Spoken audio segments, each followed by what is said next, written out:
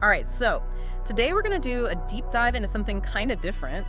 We're going to be talking about YouTube success, but not the way you usually think about it, right? Not subscribers and views and all that stuff. This is about how one faceless YouTuber completely changed the game. It's pretty wild how they did it too.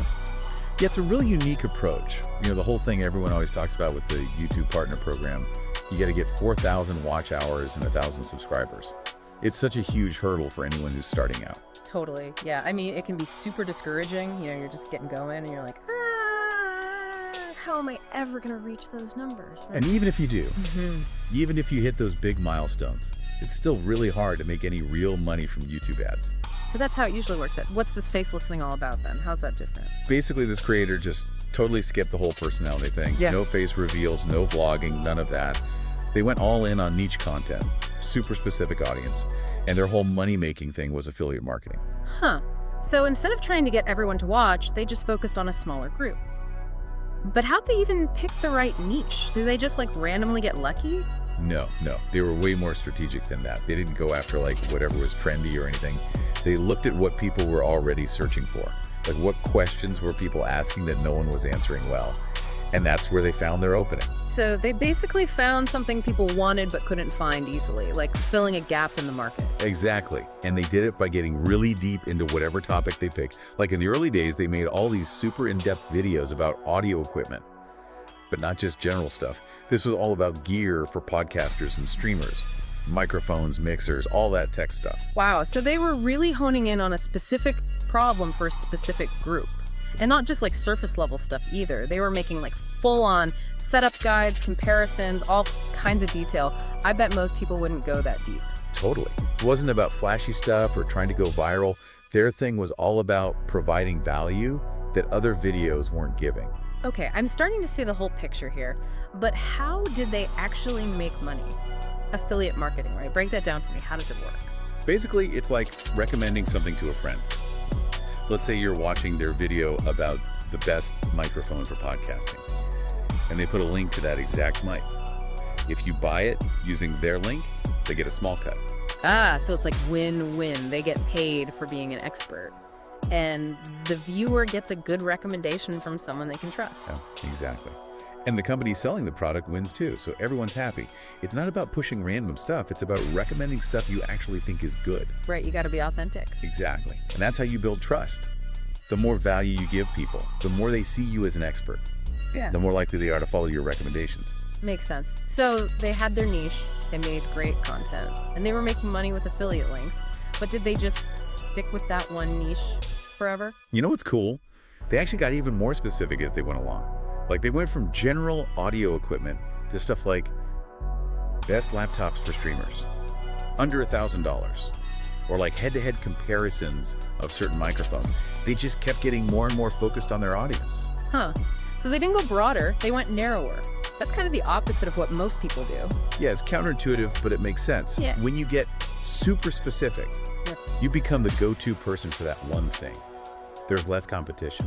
And I bet that makes it easier to show up in search results too. Someone searching for like, best laptop for streaming X software under $1,000 is way more likely to find their video than something more general. Yeah, exactly. They weren't just making good content. They were making content that was designed to answer very specific questions, the kind of questions people were already asking. So they were thinking strategically, not just throwing stuff out there and hoping for the best. Exactly. And then there's the whole faceless thing. That adds another layer to it all. Yeah, there's something cool about that, right? A successful YouTube channel, but no one knows who's behind it. Like a secret content creator. What are the advantages of staying faceless?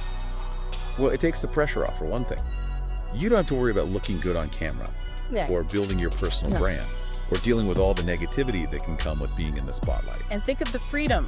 You could run a bunch of channels on different topics without having to be the face of all of them. It's a really interesting way to do things. It goes against the whole idea that you need a big personality to be successful on YouTube. So we've got this faceless YouTuber choosing a niche, making super helpful product-focused content, using affiliate links to make money, and getting more and more specific over time. But how do they get people to find their videos in the first place? If you're not building a personality, how do you get that initial audience?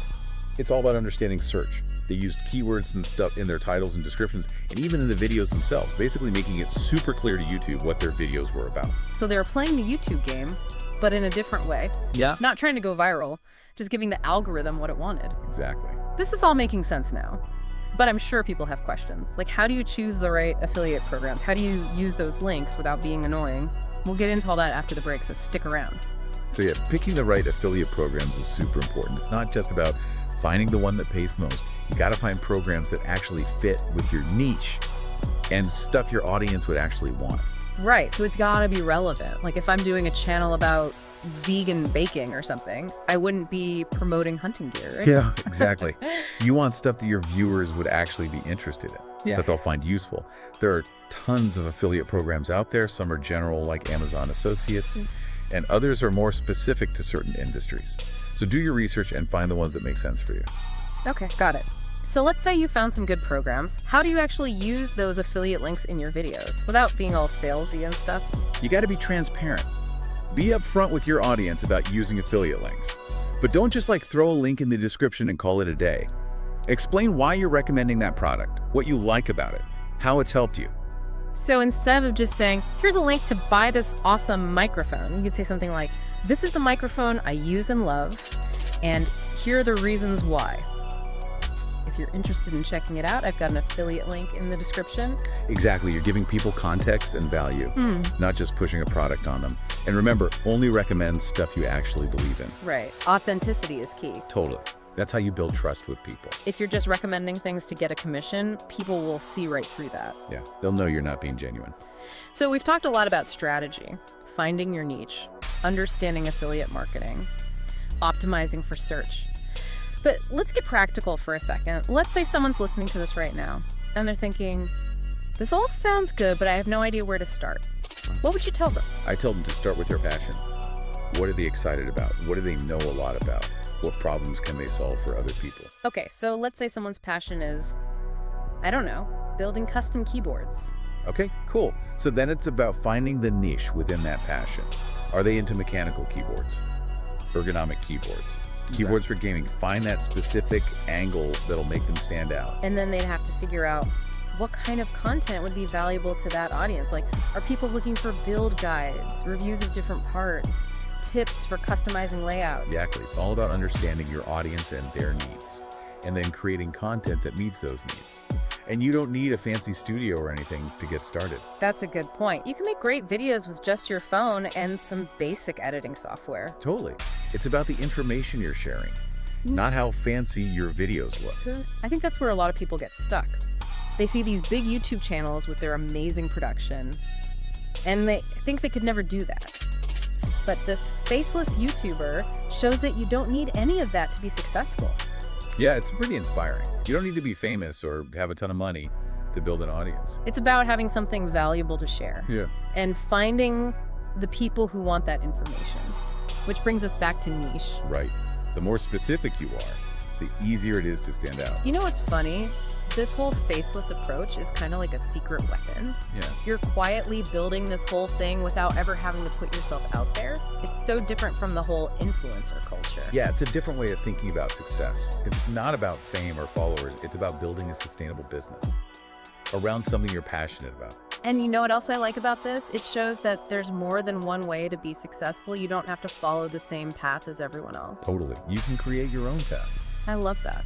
So as we wrap things up, what would be your final piece of advice for someone who wants to try this faceless approach? Don't get caught up in the numbers. Don't worry about getting a ton of subscribers right away. Just focus on making good content that actually helps people. And be patient. These things take time. Yeah. Rome wasn't built in a day. It takes time to build an audience and start earning money.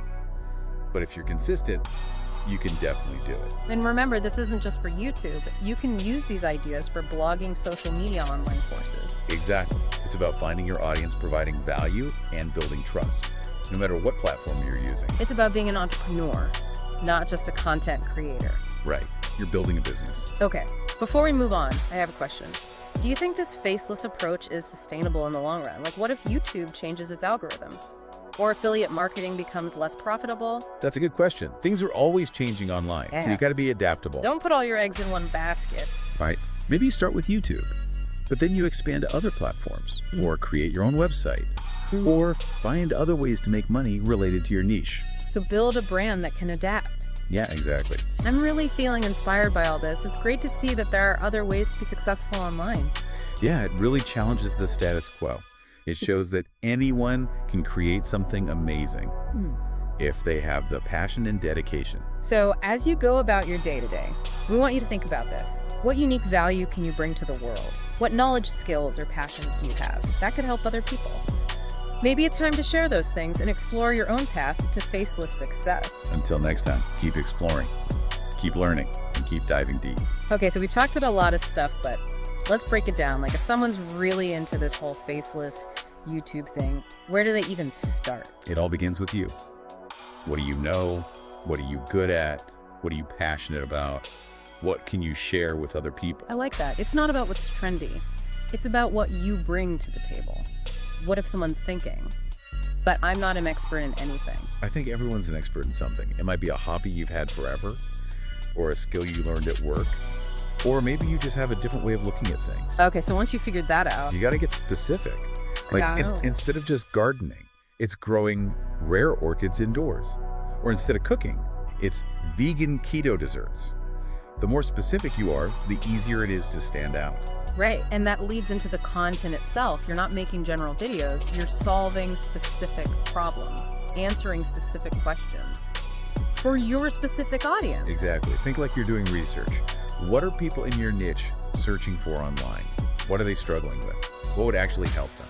And then there's the money part. This YouTuber used affiliate marketing. But how do you choose the right programs? Look for programs that fit your niche, with products or services that you would actually recommend, and make sure they have a good reputation. And when it comes to using those affiliate links, Be transparent. Be genuine. Don't just spam people with links. Explain why you're recommending something. Build that trust with your audience. yeah, if you're recommending things just to make money, people will know. Yeah, authenticity is so important. This whole approach is about trust.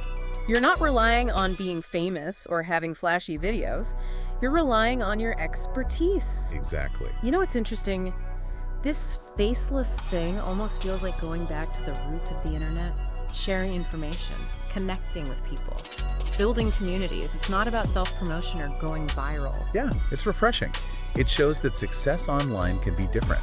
It's not just about followers and brand deals. It can be about making a real difference, helping people, building a sustainable business. I love that. So as we wrap things up today, we want you to think about this. What unique value can you bring to the online world? What knowledge, skills, passions do you have that could help others? Maybe it's time to share those things and explore your own path to faceless success. Until next time, keep exploring, keep learning, and keep diving deep.